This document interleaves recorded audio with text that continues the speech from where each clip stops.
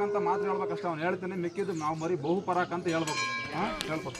ಪರಾಕ ಸ್ವಾಮಿ ಪರಾಕು ಬಹುಪರಾಕು ಅಖಿಲಾಂಡ ಕೋಟಿ ಬ್ರಹ್ಮಾಂಡ ನಾಯಕ ಶಂಕು ಚಕ್ರ ಗದಾಸ್ತ್ರ ಪುರಾಣ ಪುರುಷೋತ್ತಮ ಪುಂಡರೀಕಾಕ್ಷ ಕಪಟ ನಾಯಕ ಸೂತ್ರಧಾರಿ ಬಹುಪರಾಕ್ ಚಿನ್ಮಯನಾದಿ ಕಮಲದಿಂದ ಚತುರ್ಮುಖ ಬ್ರಹ್ಮನನ್ನು ಸೃಷ್ಟಿಸಿದೆ. ಶ್ರೀಹರಿ ದ್ವಾರಿತತ್ವ ಅಂಧಕಾರವನ್ನು ಸೃಷ್ಟಿಸಿದೆ.